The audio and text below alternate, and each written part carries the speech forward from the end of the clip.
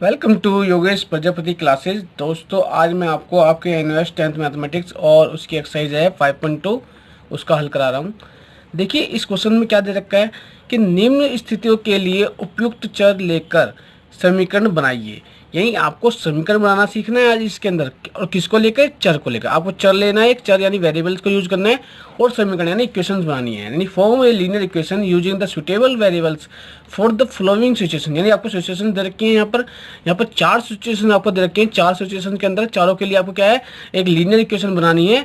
ठीक है, with the use of variable. यानी आपको एक वेरिएबल बनाना है, वो भी सुटेबल। जो भी वेरिएबल आपको यूज करना है दे रखा होगा इसके अंदर, वो वेरिएबल एक चर को लेके यूज करना है। यानी वेरिएबल को लेके एक इक्वेशन समीकरण बनाना है। ठीक है, तो कैसे बनाते हैं समीकरण वो आप इस वीडियो के अंदर सीखेंगे। तो देखिए सर, जो फर्स्ट सिचुएशन दे रखी है उसमें बोल रखा है कि twice a number subtracted from 15 is 7।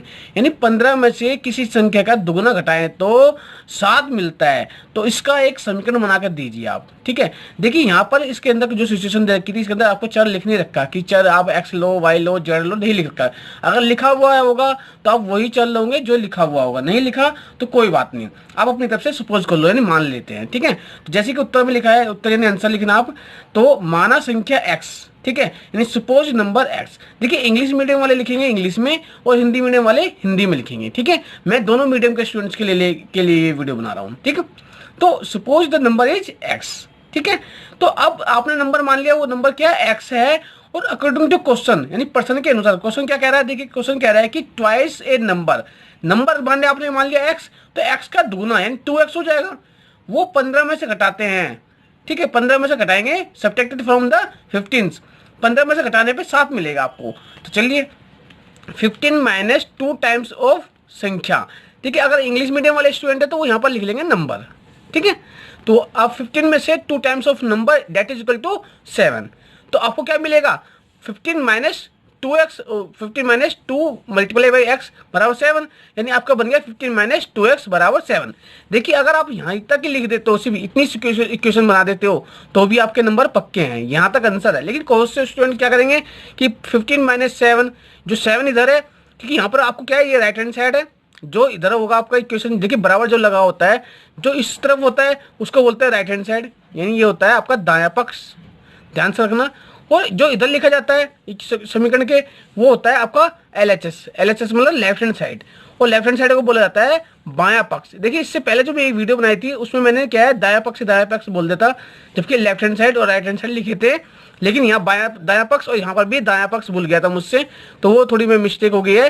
तो आप ध्यान रखना, बायां पक्ष होता है। ठीक है, ये इक्वल चिन्ह के बराबर इधर तो होता है राइट हैंड साइड, इधर होता है लेफ्ट हैंड साइड। ये होता है एक समीकरण के अंदर। ठीक है, जो भी आपका समीकरण होता है उसके अंदर की बात बता रहा हूँ मैं। ओके, कि इक्वल से इधर राइट हैंड साइड, इक्वल से इधर लेफ्ट हैंड साइड होता है। तो देखिए, अगर आप 15 माइनस 2x बराबर 7 लिख देते हो तो यहाँ तक भी आंसर ठीक है। लेकिन बहुत से स्टूडेंट सोचेंगे कि सर यहाँ तो हमें 0 लाना है, तो इस 7 को इधर ले आएंगे। देखिए, जब 7 इधर आएगा, एक ये बराबर के चिन्ह से कोई संख्या जब इधर आती है, अगर इधर प्लस की है तो इधर आके माइनस की हो जाएगी, अगर इधर की माइनस की है तो इधर आके प्लस की हो जाती है, यानी चिन्ह बदल जाते हैं। इधर रखना, ये बराबर चिन्ह है ना, ये क्या है, आदमी को उल्टा कर देता है। जैसे अगर मान लो कोई इधर ऐसे है, ये ऐसे है, तो ये जाके ऐसे हो जाएगी। मतलब अगर वो प्लस की इधर, तो इधर माइनस की हो जाएगी, और यहाँ माइनस की है तो इधर जाके प्लस की हो जाएगी। यानी ये जो बराबर का चिन्ह है ये बदल देता है। तो यही क्या होगा, यहाँ पर 7 है, यहाँ तक आंसर है। इस 7 को जब हम इधर लाएंगे, इस बराबर चिन्ह से इधर लाएंगे, तो ये क्या है, यहाँ प्लस का है, यहाँ के माइनस का हो गया। और किसके साथ रखेंगे, संख्या के साथ, क्योंकि संख्या है ये 7। तो 15 माइनस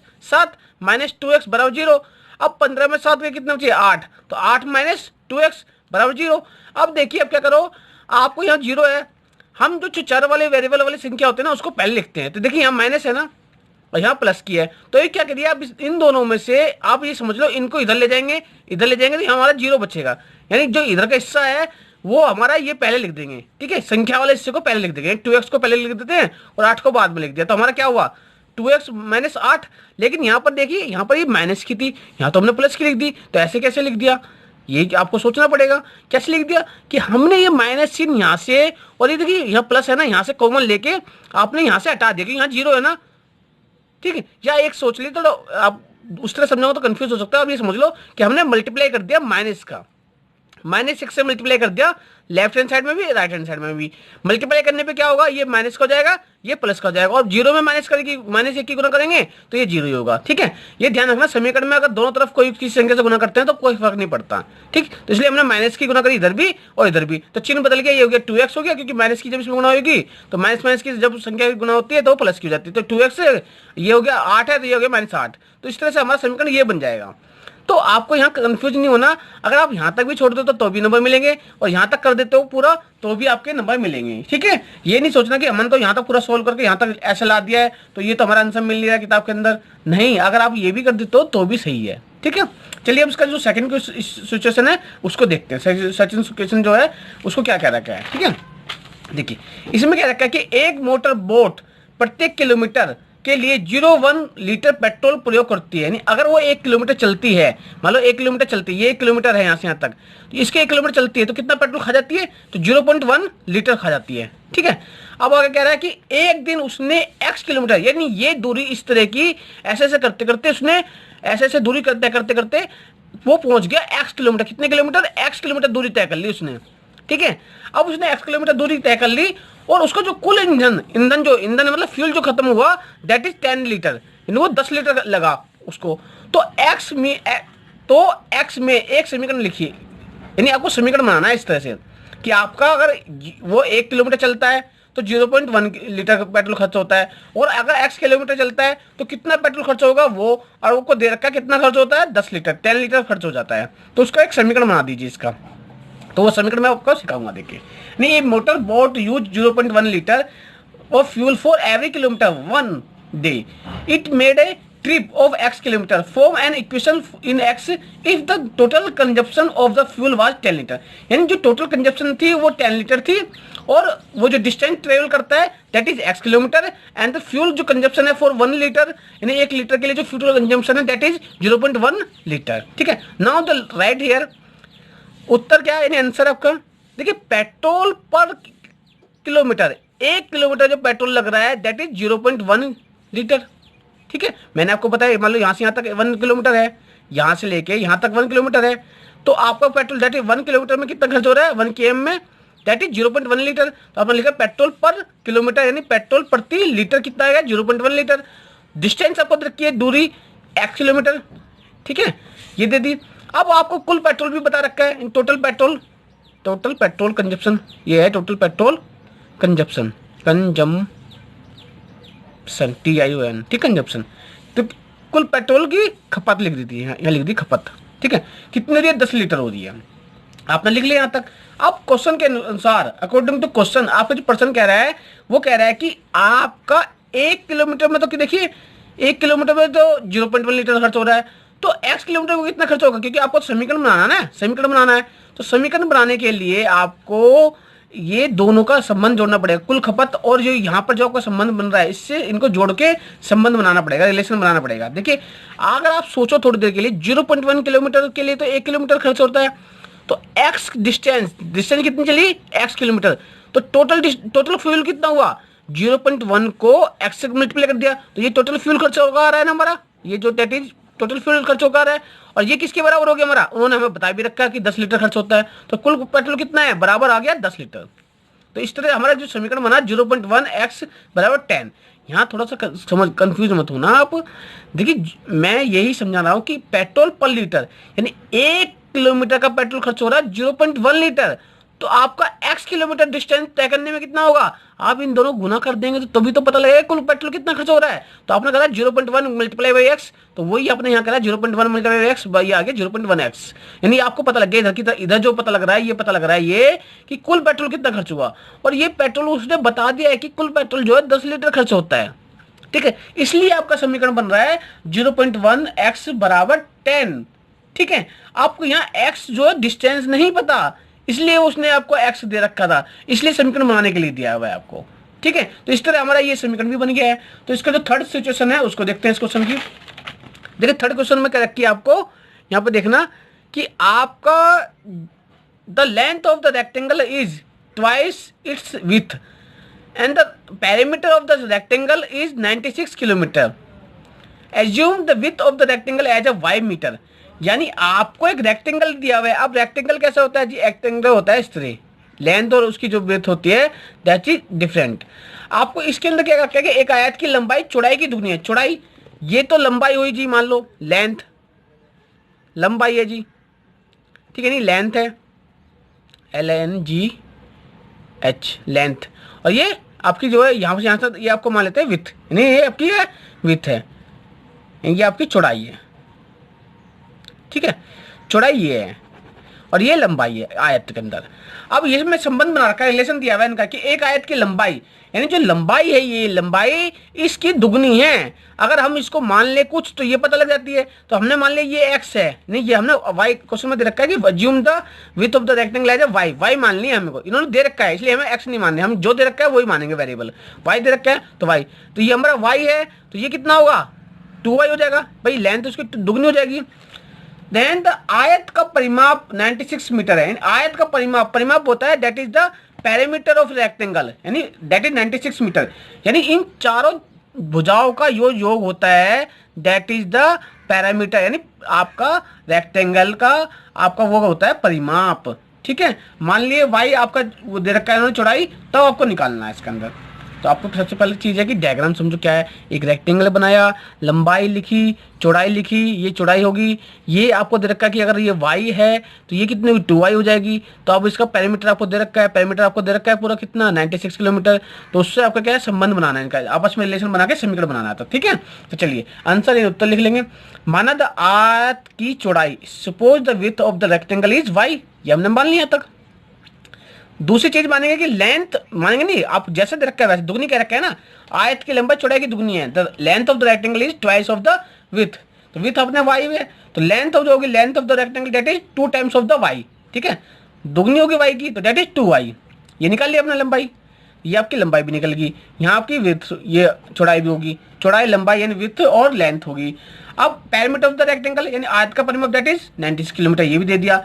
अब अकॉर्डिंग टू क्वेश्चन, प्रश्न के अनुसार इन तीनों में रिलेशन बनाओ। रिलेशन में कैसे बनेगा, देखिए परिमाप क्या होता है, परिमाप होता है चारों भुजाओं का योग, तो दो भुजाएं कितनी, 2 गुना लंबाई प्लस 2 गुना चौड़ाई, चौड़ाई 2 लंबाई क्यों, तो देखिए 2 लंबाई 2 होती है ना आयत के अंदर, एक ऊपर एक नीचे, तो इसलिए 2 गुना लंबाई प्लस 2 गुना चौड़ाई, चौड़ाई भी 2 होती है, देखिए एक यहाँ पर चौड़ाई एक यहाँ चौड़ाई, 2 विड्थ होती हैं, तो ये लिखा बराबर दैट इज परिमाप, और परिमाप को बोलते हैं पैरामीटर। अब इंग्लिश मीडियम वाले लिखेंगे पैरामीटर, और ये चौड़ाई विथ और 2 टाइम्स ऑफ विथ लिखना और 2 टाइम्स ऑफ लेंथ लिख लेना, ठीक है, ये इंग्लिश मीडियम वाले लिखेंगे इंग्लिश के अंदर, आप हिंदी मीडियम वाले हिंदी में लिख लेना, ठीक है।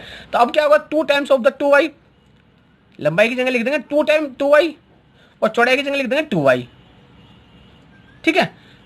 देखिए ओ सिट, चौड़ाई की जगह हाँ 2, ये चौड़ाई की जगह लिख देंगे y, चौड़ाई की जगह y लिखेंगे तो हमारा जाएगा 2y, और लंबाई की जगह लिखेंगे 2y, तो देखिए 2 दूनी 4y आएगा यहाँ से, और यहाँ 2y आएगा, ये y 2y कैसा आया क्योंकि हमारी चौड़ाई जो y है तो y की 2 में गुणा होगी तो 2y आएगा, और लंबाई कितनी हमारी दुगनी है ना, इसलिए देखिए यहाँ पर 2y निकालेगा हमने, तो 2y को यहाँ रखेंगे 2y, तो 2 दूनी 4y और 2y होगा आपका जुड़ के आ गया 6y बराबर 96, क्योंकि टोटल परिमीटर जो है आपका दे रखा है 96 किलोमीटर, दैट इज 96, ये किलोमीटर नहीं मीटर है, मीटर और इंग्लिश में लिख देंगे मीटर, ठीक है। तो ये 96 किलोमीटर है, तो 96 हो गया, तो 6y इक्वल टू 96। तो इस तरह आपका ये जो थर्ड है, थर्ड का भी समीकरण बन गया है, ठीक है, 6y इक्वल टू 96। इस तरह आपने लेंथ ब्रेथ और उनका पैरामीटर में आपने रिलेशन बना लिया है, ठीक। अब जो फोर्थ है उसको देखिए दोस्तों, जो क्वेश्चन नंबर 4 है उसमें क्या क्या रखा है आपको, after 15 years the Salma will be 4 times as the old as she is now, जितनी उसकी वर्तमान आयु है उसकी 4 गुनी हो जाएगी, कब, जब 15 साल बाद। तो आपको इसके लिए एक समीकरण बनाना है, इसके लिए आपको एक क्वेश्चन बनानी है, बट उससे पहले आपको दे रखा है कि assume the present age of the Salma as a t वर्ष, यानी उसकी वर्तमान आयु आपको क्या माननी है, टी वर्ष माननी है, ठीक है, ये आपको दे रखा है और उसका एक समीकरण बनाना है आपको। तो चलिए कैसे करते हैं, देखिए सबसे पहले दे रखा है कि सपोज आपको, क्योंकि आपको जो उसकी वर्तमान आयु होगी प्रेजेंट एज होगी वो आपको लिखना होगा, तो suppose the present age of the Salma, यानी माना सलमा की वर्तमान आयु आपने टी मानी, क्यों, क्योंकि आपको टी दे रखा है, वेरिएबल हम कुछ और तो यूज नहीं करना, टी दिया हुआ है तो इसलिए टी यूज करेंगे, आपको टी वेरिएबल दिया है कि इसका यूज करना है तो हम टी यूज कर लेंगे, तो हमारा वेरिएबल हो गया टी, यानी चर हो गया टी, ठीक है। अब 15 वर्ष बाद उसकी आयु 4 गुनी है, देखिए ध्यान सुना, ये 4 टाइम्स है, 4 गुनी है उसकी टी की, यानी 4 times that is 4 times times of present age, present age. तो इसलिए आपको क्या करना है, 4 टाइम्स मल्टीप्लाई बाय 4 गुना टी करा अपना। तो 4 गुना टी क्यों करा है कि इसकी 4 टाइम्स है, इसलिए ये क्या होगी आपकी 4t होगी। इसको लिख देंगे बराबर बराबर 4t। ठीक है, ये 4 टाइम्स है, ये मैंने समझाने के लिए लिखा है, इसे मत लिखना अभी, बस इतना लिखना 4 गुना टी बराबर 4t।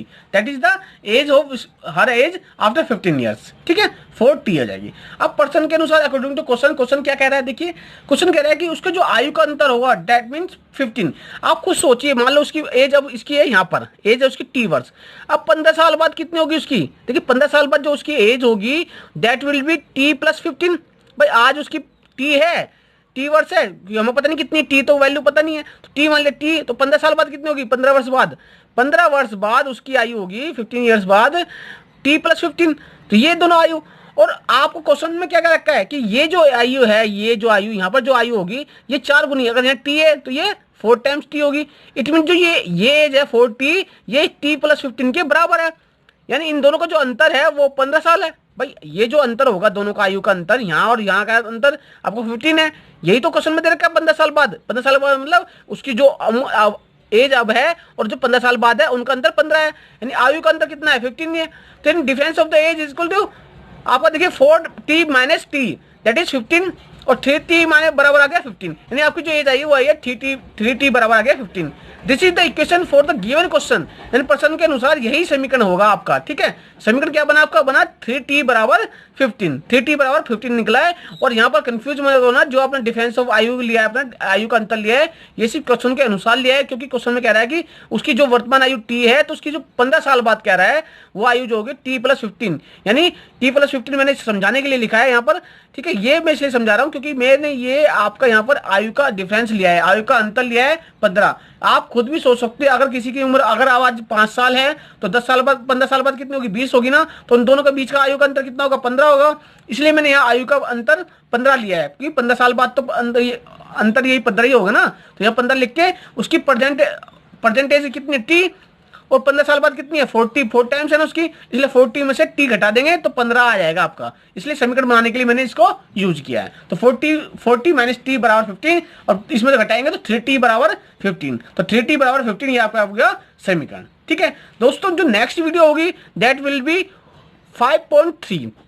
ठीक है, इसी एक्सरसाइज की आपकी 5.3 होगी, और उसके जो क्वेश्चंस होंगे बहुत ही अच्छे क्वेश्चंस हैं, एग्जाम के अंदर आते हैं, ध्यान से समझना, क्योंकि उसके अंदर भी आपको क्या होता है समीकरण को सोल्व करना होता है, सोल्व करना है उसके अंदर आपको, हाउ द सोल्व द समीकरण, क्वेश्चन समीकरण को सोल्व कैसे करके लिखना होता है, वो आपको इसके अंदर नेक्स्ट वीडियो के अंदर आपको मिलेगा। ठीक है।